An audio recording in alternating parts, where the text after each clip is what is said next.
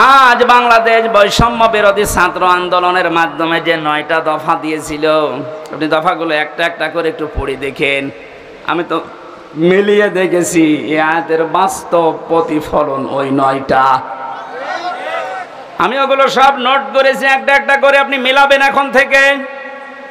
যারা আছেন যেখানে দাঁড়িয়ে বসে শুয়ে খুব অ্যাক্টিভ, আল্লাহ পাক বলেন আমি তোমাদেরকে ডাকি আমার শান্তির ঘরের দিকে। তামাম বাংলাদেশের এই 56,000 বর্গ মাইল মনে করেন একটা ঘর। এটা কি? আরো জোরে বলেন। আল্লাহ যে ঘরের দিকে ডাকতেছে ওই ঘরের নাম জান্নাত। ওই ঘরের নাম কি? 8টা জান্নাতের যে দরজা আমরা নাম শুনি, জান্নাতের দরজা 8টা না 100টার উপরে আমি কোরআনে পেয়েছি। এ বিষয়ে একটা বইও লিখেছিলাম ওই সময়, যে জান্নাতের স্তর 100টা। তার ভেতরে দারুস সালাম একটা দরজার নাম। দারুস সালাম মানে শান্তির বাড়ি বা ঘর। আল্লাহ পাক এখানে ডাক দিয়েছেন যে তোমরা শান্তির ঘরে প্রবেশ করো।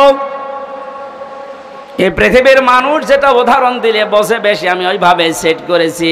বাস্তবে আমরা দেখি একটা ঘর যদি কেউ বানাতে চায় বসবাসের জন্য, শান্তি পাওয়ার জন্য, ইসলাম শব্দটা এখানে আল্লাহ দিয়েছেন দারুস সালাম। সালাম সিলমন, এখান থেকে ইসলাম, এর শাব্দিক অর্থ হচ্ছে শান্তি। কিন্তু কেউ যদি সুখ পেতে চায়, এর আলাদা একটা আরবি শব্দ আছে রহাতা, রহাতুন। রহাতুন মানে সুখ। রহাতুন মানে কি? ঘরের ভেতরে মানুষ সুখ পাওয়ার জন্যই প্রবেশ করে। এই যে এখান থেকে সারাদিন সারা রাত মানুষ কর্মজীবন শেষ করে যখন বাড়িতে যায়, ঘরে প্রবেশ করার সঙ্গে সঙ্গে একটা অজানা সুখ আপনাকে ঘিরে ধরে। আপনি হয়তো টের পান না। বাইরে যতক্ষণ আগে ততক্ষণ একটা আতঙ্ক কাজ করে, একটা ভয় ভয় কাজ করে। অথচ ঘরের ভেতরে 4 দেওয়াল দিয়ে যেটা আটকানো, কি আছে ওর ভেতরে, ওখানে গেলে একটা আলাদা শান্তি, ওই ভয়টা আল্লাহ যেন দূর করে দেয়। কথা বলেন ঠিক কিনা?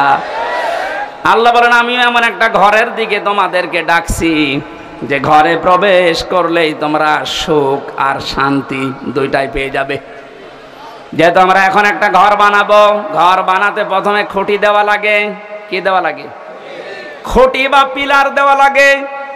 আল্লাহ যে ঘর বানাতে আমাদেরকে নির্দেশ দিচ্ছে যে শান্তির ঘরে প্রবেশ করো, এই ঘর যদি 56,000 বর্গ মাইলকে আপনি বানাতে চান, তাহলে 4টা খুঁটি আল্লাহর কাছ থেকে নেওয়া লাগবে।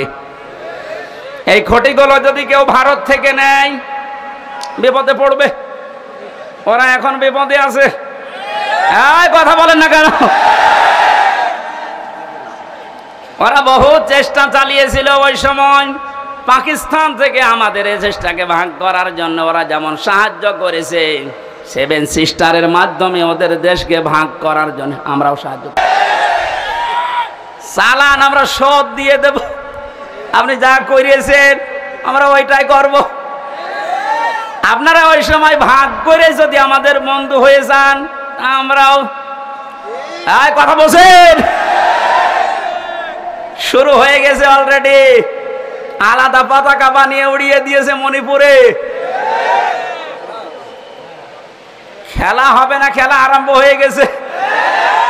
আপনারা যেমন আমাদের এতদিন বলেন আমরা বন্ধু, কারণ আপনাদের সেই পাকিস্তান আর এই বাংলাদেশ মাঝখানে ছিলাম, আমরা আলাদা করে দিয়েছি, এই জন্য আমরা আপনার বন্ধু। আমরাও পাশে তো দেখলাম ডক্টর ইউনূস প্রথমে এই ঘোষণা দিয়েছিল, এদেশকে অশান্ত করার জন্য যদি চেষ্টা চালান 7 সিস্টার থাকবে না। মানে যদি নাও করে, ওনার পেছনে যে দেওয়াল আছে তারা হয়তো একটু কাঁটি নাড়াচ্ছে। এটা আন্তর্জাতিক যে বিষয়গুলো আমি এখানে বলতে চাচ্ছি না। যাই হোক, আমি এতটুকু টাচ দিলাম, ওরা আমাদেরকে পাকিস্তান থেকে আলাদা করে যদি ওরা বন্ধু হয়, ওদেরকে আমরা এই 7 সিস্টার 7টা অংশে ভাগ করে বন্ধু হব। আমরা তো আর ওরা একটা করেছিল, আমরা 7টা করে দিচ্ছি। আমরা আরো বড় বন্ধু না?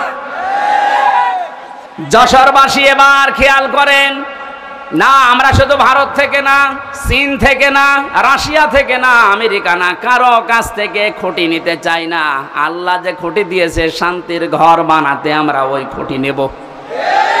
আমার কথার অর্থ বোঝার চেষ্টা করেন, খুব খেয়াল করে শুনবেন। আমি কোরআনে কারীম থেকে পেয়েছি, 1 নম্বরে আল্লাহ পাক বুনিয়াল ইসলাম আলা খামসিন শাহাদাতি আল্লাহ ইলাহা ইল্লাল্লাহ। এই যে হাদিসটার ভেতরে 5টা বিষয় আছে, তার 4টা খুঁটি আমি সেট করেছি। নামাজ, রোজা, হজ আর যাকাত, এই 4টা খুঁটি মজবুত ভাবে গেড়ে দেওয়া লাগবে। খুঁটি থাকলে হয় না। ঘরকে শান্তির ঘর বানাতে হলে বেড়া দেওয়া লাগে। কথা বলেন না কেন? কোরআনে কারীম থেকে আমি বেড়া বের করেছি 4টা। 1 নম্বরে বেড়া, 1 নম্বরে বেড়ার নাম হচ্ছে রাজনীতির বেড়া। এটা যেহেতু চলছে এখন দেশে, এটা পরিষ্কার করা লাগবে। 4টা বেড়া দিতে হয়, চারদিকে দেওয়াল দেওয়া লাগে। 1 নম্বর দেওয়াল তুলতে হবে রাজনীতির দেওয়াল। এটা অলরেডি আরম্ভ হয়ে গেছে এখন। যেহেতু আমরা শান্তির ঘর চাই, আর পৃথিবীতে শান্তির ঘরের দেওয়াল দিতে হলে রাজনীতি, এটা লেনিনের কার্ল মার্ক্সের না, রাজনীতি নেওয়া লাগবে রাসূলুল্লাহর। এবার রাসূলুল্লাহর রাজনীতি কি? এবার তাকান, সূরা নিসা 5 নম্বর পারা 6 নম্বর পৃষ্ঠা 9 নম্বর লাইনের 59 নম্বর আয়াতের প্রথম অংশে আছে।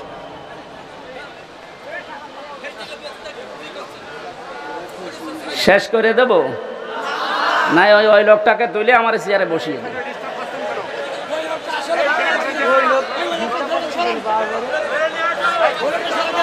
সুবহানাল্লাহ আলহামদুলিল্লাহ লা ইলাহা ইল্লাল্লাহ। সুবহানাল্লাহ আলহামদুলিল্লাহ লা ইলাহা ইল্লাল্লাহ। মাইকের আওয়াজ আরো বাড়ান, গলা ব্যথা করছে। সুবহানা, এই দেখলেন? হ্যাঁ, এ তো রওশনের স্বাদ। মাইকের কিন্তু বদনাম করে দেবো। এখন আওয়াজ দিচ্ছেন না? আমার গলাটা নষ্ট করার জন্য ধান্দা আছেন না? আপনার আওয়াজ থাকতে আওয়াজ না বাড়িয়ে রেখে দিয়েছেন কোন কারণে? সুবহানাল্লাহ আলহামদুলিল্লাহ লা ইলাহা ইল্লাল্লাহ।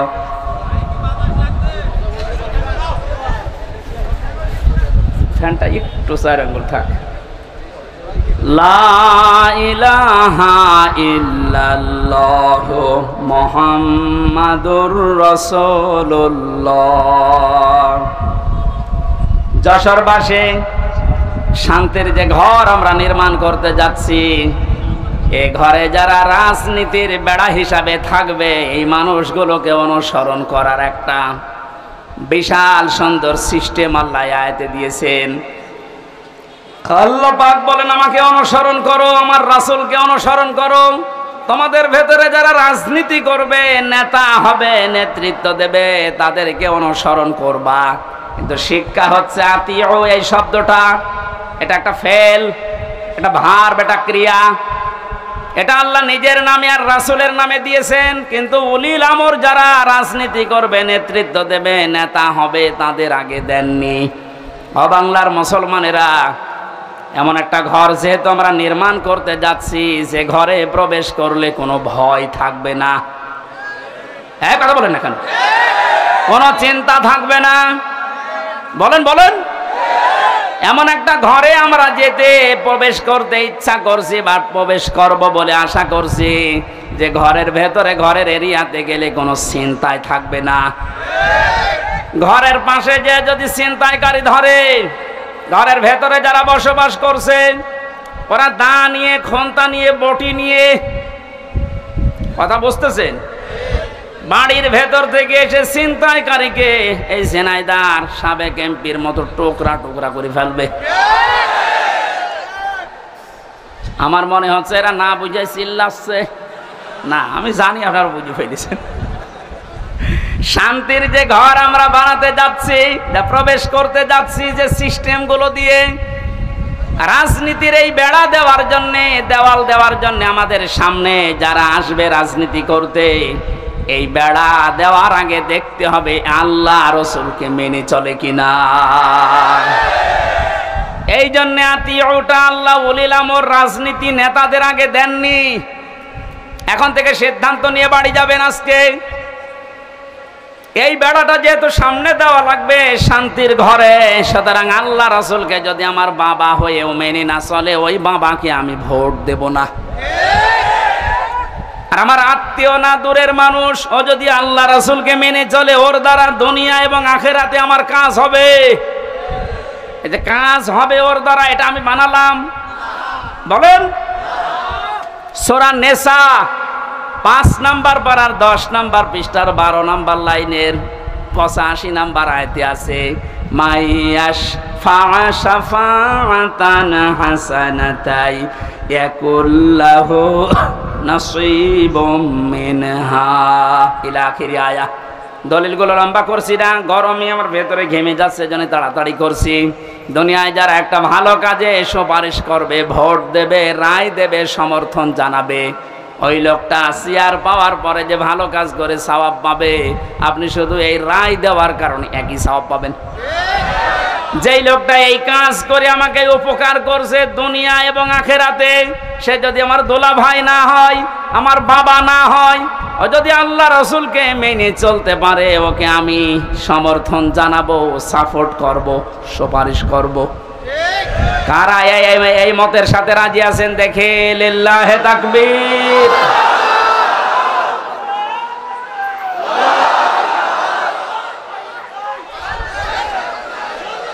এই কথা বোঝার চেষ্টা করেন। আমি এখন যেটা বললাম এটা তো রাজনীতি হয়ে গেল না? না, এটা যদি রাজনীতি মনে হয় তাহলে সূরা নিসার 59 নাম্বার আয়াত কেটে আপনি বাদ দিয়ে দেবেন। আমি ব্যাখ্যা এইভাবেই পড়েছি, মারিফুল কোরআন নিয়ে আসেন, ওখানে ভয়ঙ্কর ট লেখা আছে। আমানাত বহুবচনের শব্দের ব্যাখ্যায় ভোট, রায়, সমর্থন, সুপারিশ এগুলো লেখা আছে। এখন আপনি তাফসীর মাহফিল লিখে দিয়েছেন, আমি শব্দের ব্যাখ্যায় যদি ওই শব্দগুলো না বলি, শুধু আমানত বলি, আপনি তো বুঝবেন না। আর আপনি যদি বোঝেনও না, বোঝার ভান করে থাকবেন। এখন আর ভান করার অভ্যাস আছে না, 5 তারিখের আগে ছিল। এখন আর ভান করার অভ্যাস নেই, যা পড়ি ওইটাই বলি ইনশাআল্লাহ। আগে তো এই যশোরে যাওয়ার জন্য সে কুষ্টিয়া ঘুরে আসতাম, এখন একেবারে সরাসরি চূড়ামন কাঠি দিয়ে উঠবো। রাজনীতির বেড়াটা ঠিক করবেন আশা করছি। 2 নম্বরে বেড়ার নাম পেয়েছি আমি সমাজনীতি, 3 নম্বরে পরিবার নীতি, 4 নম্বরে আন্তর্জাতিক যে নীতিটা আছে এইটা। এবার আমি 3টা বেড়ার কথা বললাম। পারিবারিক নীতির যে বেড়া, আমি ব্যাখ্যায় যাব। আর কয়েকটা জিনিস লাগে ঘর বানাতে। আমরা দেখি শুধু বেড়া দিলে ঘর হবে না, ছাউনি দেওয়া লাগবে, চাল দেওয়া লাগবে, ছাদ দেওয়া লাগবে। গ্রাম্য মানুষ যারা ঘর বানায়, 4 চালা ঘর, এদিকে একটা, এদিকে একটা, ওইদিকে একটা, এইদিকে একটা, চাল লাগে কয়টা? আমি কোরআনে কারিম থেকে 4টা চাল বানিয়েছি। 1 নম্বরে ইমানের চাল। যদি কেউ শুধু ছাদ দিতে চায়, পুরা ইমানটা দিয়ে ঢেকে দিলেই সম্ভব, আর অসুবিধা নেই। যদি 4টা চাল কেউ দিতে চায়, কোরআন জানিয়েছে সৎকর্মের চাল দেওয়া লাগবে, যুদ্ধনীতির চাল দেওয়া লাগবে, সমাজনীতির চাল দেওয়া লাগবে। এই চালগুলো যদি একটা একটা করে কোরআন যেভাবে দিতে জানিয়েছে ওইভাবে আমরা দিতে পারি। শুধু চাল দিলেই হবে না, ঘরে প্রবেশ করার জন্য একটা দরজা লাগবে। আল্লাহ পাক যে দরজার ঘোষণা দিয়েছেন কোরআনে, লা ইলাহা ইল্লাল্লাহু মুহাম্মাদুর রাসূলুল্লাহ। আল্লাহর এই শান্তির ঘরে যদি কেউ প্রবেশ করতে চান, তাহলে এই কালেমা পড়ে এই দরজা দিয়ে প্রবেশ করা লাগবে। গত পরশুদিন আমার চুয়াডাঙ্গায় ছিল, স্বামী স্ত্রী 2 জন এই দরজা দিয়ে অলরেডি প্রবেশ করেছে। এর কয়েকদিন আগে ছিল গাইবান্ধা, সরঞ্জিত নাকি নাম যেন, এই লোকটা এই দরজা দিয়ে আল্লাহর এই শান্তির ঘরে অলরেডি প্রবেশ করেছে। প্রতিদিন প্রতিনিয়ত আজকেও দেখলাম 26 জন আল্লাহর এই কালেমা পড়ে এই দরজা দিয়ে অলরেডি শান্তির ঘরে ঢুকে পড়েছে। আমরা তো আগে থেকেই ঢুকে বসে আছি। তাহলে আল্লাহ যে ঘর বানাতে বললেন, এই ঘরের দরজার নাম কালেমা। নাম কি? জবান খুলে একবার পড়েন, লা ইলাহা।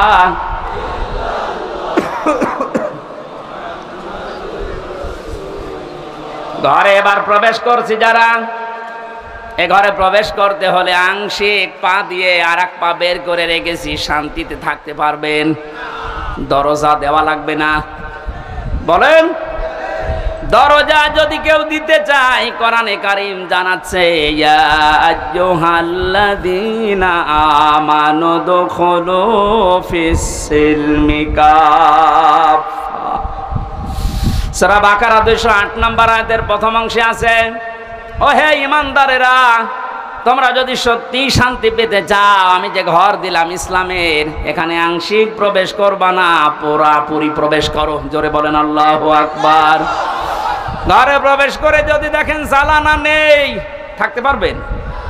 আরামে ঘুমাবেন, দরজা বন্ধ, জ্বালানা দিয়ে চুরি হয়ে যাবে।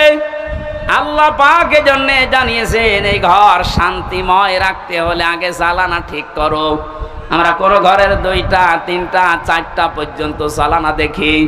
কোরআনে কারীম থেকে আমি জ্বালানা পেয়েছি, এদিক থেকে বাতাস ঢুকবে, ওই দিকে বের হয়ে যাবে।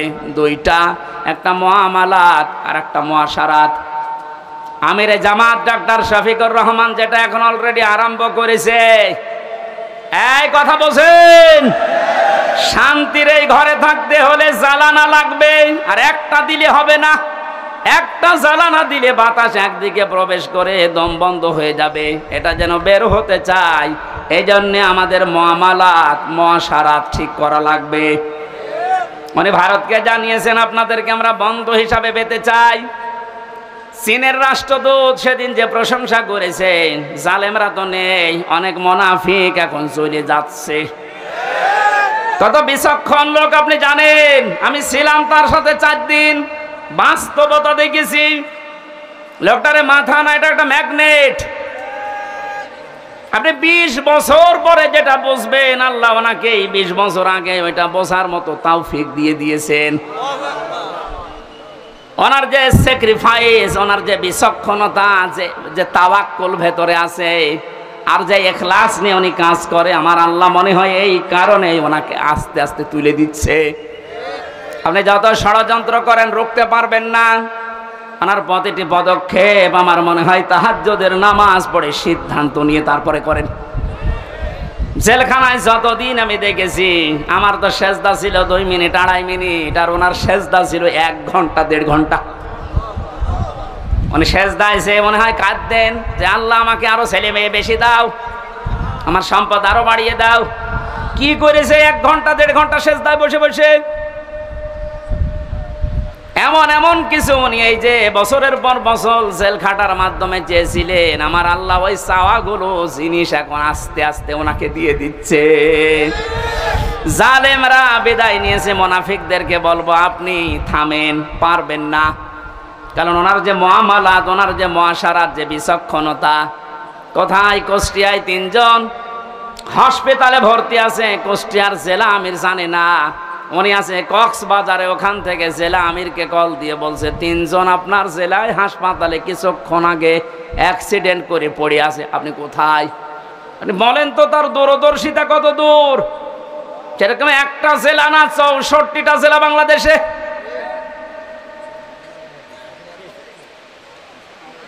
শুধুমাত্র জ্বালানা দিলেই হবে না, আন্তর্জাতিক যে জ্বালানোগুলো আছে উনি ঠিক করার জন্য চেষ্টা চালাচ্ছে। আল্লাহ যেন ওনাকে নিজের কুদরত দিয়ে পরিচালিত করেন, বলেন আমিন। শুধু জ্বালানা থাকলেও ঘর ঠিক থাকে না, ভেন্টিলেটর লাগে। কথা বলছেন না কেন?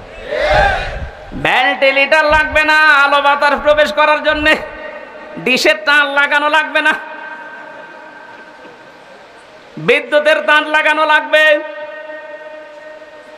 ওয়াইফাই তার লাগাবেন, নয়তো আপনি আন্তর্জাতিক বিশ্ব নিয়ে খেলবেন কি করে, জানবেন কি করে। এই জন্য ভেন্টিলেটর লাগবে কমপক্ষে 2টা 4টা।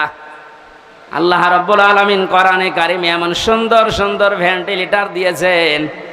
সূরা আলে ইমরানের 85 নম্বর আয়াতে আছে, সূরা আলে ইমরানের 83 নম্বর আয়াতে আছে, সূরা আলে ইমরানের 19 নম্বর আয়াতে আছে। সুবহানাল্লাহ বলতে পারেন নাই?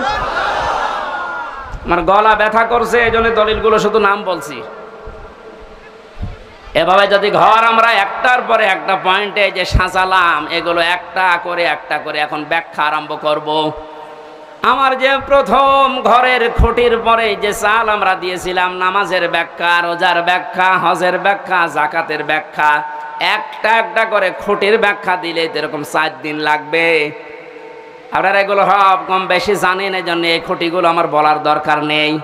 কয়েকটা চালের কথা, কয়েকটা বেড়ার কথা, দেওয়ালের কথা আমি বলছিলাম, তার ভেতরে একটা রাজনীতির বেড়া আমরা ঠিক করব তো ইনশাল্লাহ। বাস্তবে যে দেখবেন আল্লাহ রসুলকে মানে না, ও আমার পীর হলেও ওরে মানি না, আমার বাবা হলেও মানি না, আমার ভাই হলেও মানি না। আল্লাহ রসুলকে মেনে চলে ও যদি এখানে বাড়ি না, আমার আত্মীয় না, কারণ এই বেড়া আমার দেওয়া লাগবে। এরপরের বেড়ার নাম পারিবারিক জীবনের বেড়া। এ বেড়ায় হাজারো মানুষের আমাদের ঠিক নেই, এখানে অনেক আলেম পর্যন্ত আছে। আমি বাস্তবে দেখেছি তাদেরও পরিবারে খাস পর্দা হয় না। আমি শপথ নেওয়ার জন্য গত 8 তারিখে 8 দিন আগে আমিরে জামাত এসেছিল কুষ্টিয়ায়, আমার ডেট ছিল ওই দিন। 120টার উপরে আমার প্রশ্ন করিস পারিবারিক জীবন নিয়ে, যে প্রশ্ন করেছিল প্রায় 17-18টা। সারা দেশে আমি ওয়াজ করে বেড়াচ্ছি, সারা দেশে আমি ঘর চাইয়ে বেড়াই, অথচ আমার ঘরের টিন নেই। আমারে যেগুলো প্রশ্ন করেছে মিথ্যা তো বলা যাবে না, বাস্তবে একেবারে সত্য মিলিয়ে দেখলাম না, মিলছে না। রকম মানে যে খুঁটি নির্ভর করা যায় এমন জিনিস, সেটা আসলেই আমারে হয়নি। পারিবারিক জীবনের যে আসল খাস পর্দা, ওটা 100 ভাগ এখনো আমার আসেনি। আমারে বলছে হবে না, দিন পাল্টিয়ে দিলাম, আবার 9 দিন পেছিয়ে দিয়েছে। আমার মতো একটা নাম করা হুজুরের যদি এই অবস্থা, বাকিগুলো আল্লাহ জানে। আমাদের পারিবারিক জীবনের যে পর্দাটা, এটা অনেকে নফল মনে করে, অনেকে গুরুত্বই দিতে চায় না। আজকে আমি এখানে আসার পরে যে বাড়িতে বসেছিলাম, বাড়িওয়ালা তার বউ, মেয়ে, বেটার বউ সব নিয়ে আসতেছে, হুজুর দেখবে। এইটা তো হালকা জায়েজ আছে। হ্যাঁ, মেয়েদের পর্দা পারিবারিক জীবনে যে ফরজ, এটা অনেকে জানেই না। এই জন্য একামতে দিনের খুঁটি হওয়ার জন্যে, আমি আরবিটা বললাম না, খুঁটি হওয়ার জন্য অনেক কাঠ খড়ি পোড়ানো লাগে। সত্যি যদি কোনো মানুষ একনিষ্ঠভাবে ইখলাসের সাথে খুঁটি হিসাবে কাজ করতে চায়, আমার যতটুকু বাস্তবতা দেখলাম, 120টা প্রশ্নের ভেতরে আল্লাহ তাকে জান্নাত দিয়ে দেবেন। আমাদের পারিবারিক জীবনে স্বামী স্ত্রীর যে সম্পর্কটা হওয়ার কথা ছিল, এখন আস্তে আস্তে ভারতের চ্যানেলগুলো থেকে, আশপাশের মানুষের ব্যবহার থেকে আমরা সব নষ্ট করে ফেলেছি। অধিকাংশ স্ত্রীর স্বামীর ওপরে শ্রদ্ধা নেই, ভক্তি নেই, খালি ভুল ধরার চেষ্টায় থাকে। এরকম বউ নেই? আরো আসতে বলেন। এ পৃথিবীতে যত খারাপ স্বামী হোক, ফেরাউনের মতো এত খারাপ স্বামী কারো কপালে জুটেছে? নিজের স্ত্রীর হাতে ব্রেক লাগিয়েছে, পায়ের ভেতরে ব্রেক লাগিয়েছে, কপালের ভেতরে শলাকা দিয়েছে, মাথার উপরে গরম তেল ঢেলে দিচ্ছে। হযরতে জিবরাইলকে আল্লাহ বললেন, জান্নাতটা নিয়ে ধরো আমার এই বান্দির সামনে। হযরতে আসিয়া জান্নাত দেখার পরে বলতে পারতেন, আল্লাহ তুমি আমার মরণ দিয়ে জান্নাতে প্রবেশ করাও। তিনি বলেননি। তিনি বলেছিলেন, মাবুদ তুমি জান্নাত আমার সামনে পাঠিয়ে দিয়েছো, আমি এইটা চাই না, আমি চাই তুমি যেখানে আসো ওই জায়গায় একটা ঘর আমার জন্য আলাদা বানাও, যেন ওখানে বসে বসে সব সময় তোমাকে দেখা যায়। আমার উপরে অত্যাচার চলছে, জুলুম চলছে, তোমার আবার যেন রাগ হয়ে না যায়। অনাজ্জিনি মিন ফিরআউনা ওয়া আমালিহি অনাজ্জিনি মিনাল কওমিজ যালিমিন। আরবি গ্রামার যারা বসে জিজ্ঞাসা করেন, এক আলিফ করে আল্লাহ টান দিয়েছেন, অনাজ্জিনি, আমাকে তুমি বাঁচাও। এই যে অত্যাচার করে আমার স্বামী নিজে আর লোক দিয়ে করায়, এই জালেমদের হাত থেকে তুমি আমাকে বাঁচাও। কিন্তু আল্লাহ তুমি রাগ করে আমার স্বামীর উপরে গজব দিও না। এত বড় কঠিন বিপদের ভেতরেও স্বামীর জন্য বরদোয়া দেয়নি। আর আমার আপনার বউ সারা জীবন আপনি মাটি করে দেবেন, খাটতে খাটতে মাথার ঘাম পায়ে ফেলে চুল উঠে যাচ্ছে আপনার। একদিন যদি একটা সাবান কম হয়, খোঁটা দিয়ে ফোঁটা বের করে ফেলবে। বরদোয়া তো আছে বাংলা আরবি মিলে না। আমরা এরকম পারিবারিক জীবন চাই না। বিশ্ব নবী মুহাম্মদ রাসূলুল্লাহর স্ত্রীর দিকে তাকান, তার পারিবারিক জীবন কেমন ছিল। হযরতে আয়েশা বলেন, মুহাম্মদ রাসূলুল্লাহ আমার স্বামী, তাকে আমি গোসল করাতেছিলাম, হঠাৎ রক্ত আর পানি প্রবাহিত হয়ে যাচ্ছিল। নবীজি বললেন, আয়েশা, পানির ভেতরে রক্তের মতো লাল কি দেখা যায়? হযরতে আয়েশা বলেন, হে রাসূল, আপনি যখন গোসল করার জন্য টুলের উপরে বসেছিলেন, ওর একটা পায়া আমার পায়ের উপরে পড়েছিল, আঙ্গুল ফেটে রক্ত বের হচ্ছে। বললেন, একটু বলতে পারলেন না আমাকে? আমি আগেই উঠে পড়তাম। হযরতে আয়েশা বলেন, হে রাসূল, এটা তো আমার পায়ের আঙ্গুল ফাটা, রক্ত বের হয়েছে। যদি কলিজা ফেটে রক্ত বের হতো, আমার স্বামীকে আমি উঠতে বলতে পারতাম না। এরকম ভক্তি শ্রদ্ধা করা বউ তো ঘরে ঘরে। কার বউ এরকম? একটু হাত তোলেন তো। এই মহিলারা আছে কনে গো? এই একটা মানুষও হাত তোলেন। কিসের ওয়াজ করব? আমাদের এই যে বেড়া আছে দেওয়াল, এ দেওয়াল নড়বড়ে জানা যাচ্ছে। কিসের সুখ পাবেন এই দেওয়ালের ভেতরে? কি আশ্চর্য! যশোরের মা বোনেরা একটা স্বামীও হাত তোলে নাই। আলহামদুলিল্লাহ বলবো না নাউজুবিল্লাহ বলবো? আমি জেলখানায় দেখেছিলাম 100 জনের প্রায় 70 জন জেল খাটতেছে এই পারিবারিক জীবনের কারণে। বই মেরে ফেলেছে, না আদা মারা করেছে, যাই যৌতুকের কারণে। এই সমস্ত বিষয় নিয়ে ওখানে বসে বসে আমি একটা বই লিখেছি, দাম্পত্য জীবনে কলহ এবং সমাধান কি। মেয়েদের জন্য বিশেষ করে গাড়িতে আছে কিনা জানি না, আছে, ওইটা নিয়ে যাবেন বর জন্যে। ওরা বলবেন এটা শেষ করো। মেয়েকে বিয়ে দেওয়ার আগে ওটা পড়াবেন। 120 পৃষ্ঠা লেখা আছে। যাওয়ার সময় গাড়ি থেকে নিয়ে ওদের পড়ান। পারিবারিক জীবনের এই যে দেওয়ালটা, বেড়াটা, এটা আমাদের ঠিক করা দরকার। নয়তো আপনারও জীবনে এই জল্লাদ শাহজাহান এবং এখন যে জল্লাদ আছে কেন্দ্রীয় কারাগারে, এর নাম ইলিয়াস, এই বউ মারার কেসে জেল খাটতেছে। আমাদের কপালে ওইরকম আবার এসে যাবে কিনা আল্লাহ জানে। এই জন্য ওইটা নিয়ে পড়ান, পারিবারিক জীবনের এই দেওয়ালটা, বেড়াটা ঠিক করেন। আল্লাহ এরকম একটা শান্তির ঘর আমাদেরকে তৈরি করার তৌফিক দিন, যে ঘরের ভেতরে প্রবেশ করলেই শান্তি পাওয়া যায়।